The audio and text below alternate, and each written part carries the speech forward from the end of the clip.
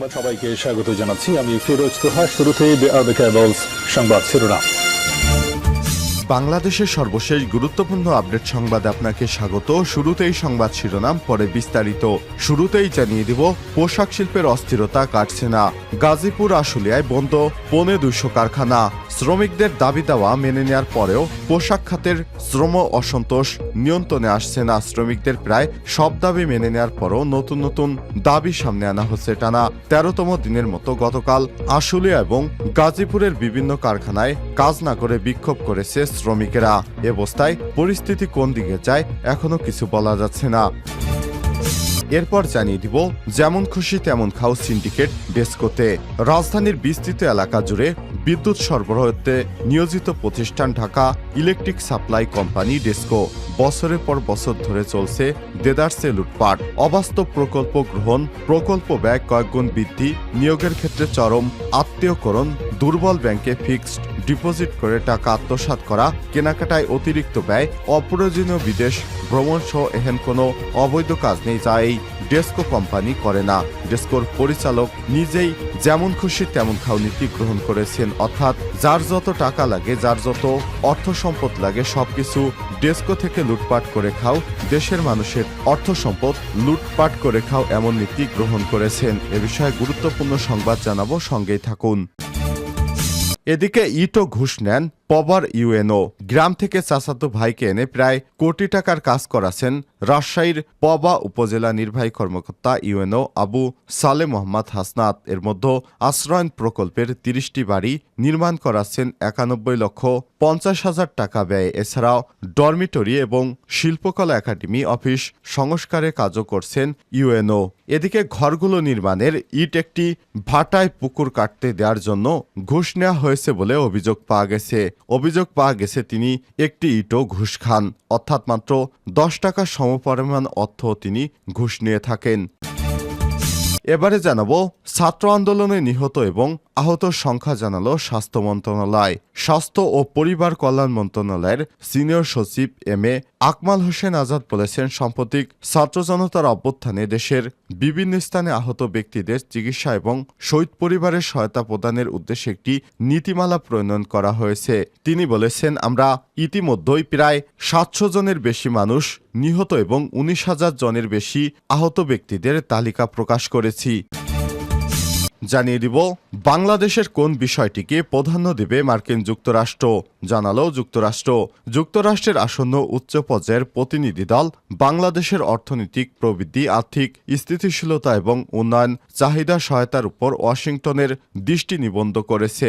মার্কিন পররাষ্ট্র দপ্তর এই কথা জানিয়েছে, তারা বাংলাদেশকে সহায়তা করবে। এ কারণে মঙ্গলবার মার্কিন পররাষ্ট্র দপ্তরের মুখপাত্র অফিসের একটি মিডিয়া নোটে বলা হয়েছে, যুক্তরাষ্ট্রের দক্ষিণ এবং মধ্য এশিয়া বিষয়ক ব্যুরোর সহকারী পররাষ্ট্রমন্ত্রী ডোনাল্ড লু 10 থেকে 16 সেপ্টেম্বর ভারত ও বাংলাদেশ সফরে আসবেন। এতে বলা হয়েছে, লু ঢাকায় বাংলাদেশের অন্তর্বর্তীকালীন সরকারের সঙ্গে বৈঠকের জন্য একটি আন্তঃসংস্থা প্রতিনিধি দলে যোগ দেবেন। প্রতিনিধি দলের মার্কিন ট্রেজারি বিভাগ, ইউএসএআইডি এবং মার্কিন বাণিজ্য প্রতিনিধি অফিসের প্রতিনিধিরা থাকবেন। ঢাকায় অবস্থানকালে লুয়ের প্রধান উপদেষ্টা অধ্যাপক ডক্টর মোহাম্মদ ইউনুস, পররাষ্ট্র বিষয়ক উপদেষ্টা মোহাম্মদ তৌহিদ হোসেন ও সুশীল সমাজের বিভিন্ন সদস্যদের সঙ্গে দেখা করার কথা রয়েছে। এবং সর্বশেষ জানিয়ে দিব, বিক্ষোভ এবং সংঘাতে থমথমে ভারতের মণিপুর রাজ্য। দেশ থেকে পালিয়ে গেলেন গভর্নর। ভারতের মণিপুর রাজ্যে কারফিউ চলাকালীন শিক্ষার্থী এবং পুলিশের মধ্যে সংঘর্ষ হয়েছে। এতে উত্তাল মণিপুরের পরিস্থিতি আরও উত্তপ্ত হয়ে ওঠে। যদিও রাজ্য জুড়ে নিরাপত্তারও জোরদার করেছে মোদী সরকার। আইনশৃঙ্খলা রক্ষাকারী বাহিনীর অতিরিক্ত সদস্য মোতায়েন করা হয়েছে। তবে মঙ্গলবার রাজ্যের রাজধানী ইম্ফল ছেড়ে আসামের গুয়াহাটিতে পালিয়ে গেছে গভর্নর লক্ষণ প্রসাদ আচার্য। এক সপ্তাহের বেশি সময় ধরে মণিপুরে বন্দুকযুদ্ধ, ড্রোন এবং রকেট হামলায় অন্তত 11 জনের মৃত্যু হয়েছে। প্রিয় দর্শক, তার জেরে মঙ্গলবার 11 জেলা এবং 3 রাজ্যে কারফিউ জারি করা হয়েছে। এতক্ষণ শুনছিলেন সংবাদ শিরোনাম, এবারে বিস্তারিত। তবে তার আগে বন্ধুরা, অনুরোধ থাকবে এই সংবাদটিতে একটি লাইক দিন। এই চ্যানেলে আপনি নতুন হয়ে থাকলে আমাদের সংবাদটি দেখতে দেখতে চ্যানেলটি সাবস্ক্রাইব করে রাখুন। কমেন্ট করে আপনার মূল্যবান মতামত জানিয়ে দিন। জানিয়ে দিন বন্ধুরা, আপনি বিশ্বের কোন দেশ থেকে বা বাংলাদেশের কোন স্থান থেকে আমাদের সংবাদটি দেখছেন এবং শুনছেন। এবারে বিস্তারিত। পোশাক শিল্পে অস্থিরতা, আশুলিয়া গাজীপুরে বন্ধ 250 কারখানা। শ্রমিকদের সমস্ত দাবিদাওয়া মেনে নেওয়ার পরও তারা কাজে যোগ দিচ্ছে না। কালিয়াকৈর বিগ বস নামের একটি কারখানায় আগুন ধরিয়ে দিয়েছে কিছু দুষ্কৃতকারীরা। আগুন নেভাতে আসা ফায়ার সার্ভিসের গাড়ি প্রবেশে বাধা দেয় তারা। এ সময় কারখানাটির মালপত্র লুটপাট করা হয়। এসব কারণে গতকাল 183টি কারখানা বন্ধ ঘোষণা করা হয়। এর মধ্যে শ্রম আইনে 13/1 ধারায় বন্ধ হয় 54টি কারখানা। নো ওয়ার্ক নো পে, অর্থাৎ কাজ নেই তো মজুরি নেই ধারায় বন্ধ হওয়া কারখানাগুলো যতদিন বন্ধ থাকবে ততদিন মজুরি পাবে না শ্রমিকেরা। এই ঘোষণার পর গতকালই কাজে ফিরতে কারখানায় ভিড় করেছেন সাধারণ শ্রমিকেরা। তবে শ্রমিক পরিচয় দেয়া কিছু ষড়যন্ত্রকারী এবং বহিরাগতদের কারণে কারখানা খুলতে পারছেন না বলে জানিয়েছে মালিক কর্তৃপক্ষ। সমকালকে বিভিন্ন কারখানা কর্তৃপক্ষ জানিয়েছে পোশাক শিল্পকে স্থায়ীভাবে অস্থিতিশীল করার উদ্দেশ্যে প্রায় সব কারখানায় 20 থেকে 25 জনের এজেন্ট নিয়োগ করেছে ষড়যন্ত্রকারীরা। বাইরের ইন্ধনে তারাই সাধারণ শ্রমিকদের উস্কে দিয়ে কর্মবিরতি, হামলা এবং ভাঙচুরের ঘটনা ঘটানোর চেষ্টা করছে।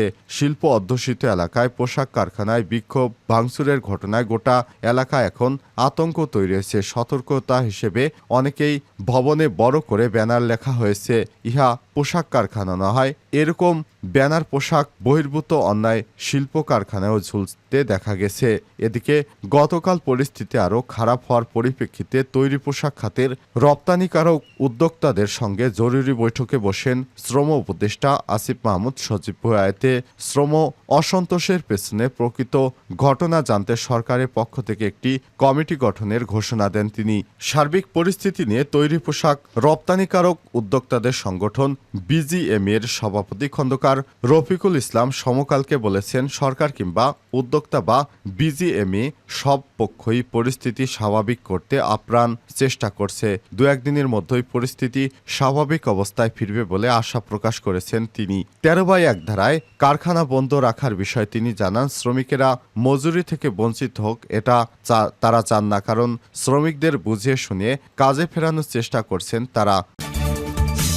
যেমন খুশি তেমন খাও সিন্ডিকেট ডেস্কোতে। সংশ্লিষ্টরা বলছেন, দেশের রাজনৈতিক পথ পরিবর্তন ঘটলেও ডেস্কোতে তার আঁচও লাগেনি। উল্টো দুর্নীতিবাজ কর্মকর্তারা একাট্টা হয়ে আগের মতোই লুটপাটের শখ প্রকল্প পাশ করাতে উঠে পড়ে লেগেছে। গুরুত্বপূর্ণ এই প্রতিষ্ঠানে সক্রিয় দুর্নীতিবাজ এবং ক্ষমতাচ্যুত সরকারের আশীর্বাদপুষ্ট কর্মকর্তাদের বিরুদ্ধে ব্যবস্থা না নিলে যে কোনো সময় বিদ্যুৎ ব্যবস্থাপনায় অনাকাঙ্ক্ষিত পরিস্থিতি সৃষ্টি হতে পারে বলে আশঙ্কা অনেকের। জানা গেছে, Dhaka power system expansion and extending project ব্যয় ধরা হয়েছে 2,272 কোটি টাকা। এরই মধ্যে এই প্রকল্পের আওতায় কেনাকাটা বাবদ প্রায় 200 কোটি টাকা ব্যয় করা হয়েছে। নথিপত্র বলছে, এই 200 কোটি টাকার কেনাকাটায় নেওয়া হয়েছে বড় অনিয়মের আশ্রয়। কোনো পণ্য 2 থেকে 3 গুণ বেশি দামে কেনা হয়েছে। এতে 33 কেবি XLPA 1 কোর 500 XQMU জি কপার কেবলস কেনা হয়েছে প্রতিটি 1,42,623 টাকা, অথচ আগে এটি কেনা হয়েছিল মাত্র 58,000 টাকায়। এতে প্রকল্পের জিনিসপত্র কেনার ব্যয় 142% বেড়ে গেছে। ইটো ঘুষ নেন পবার ইউএনও। সংশ্লিষ্ট সূত্র থেকে জানা গেছে, পবা উপজেলা কাশিডাঙ্গা এলাকায় অনেক আগেই আশ্রয়ন প্রকল্পে 30টি বাড়ি নির্মাণ হয়েছিল।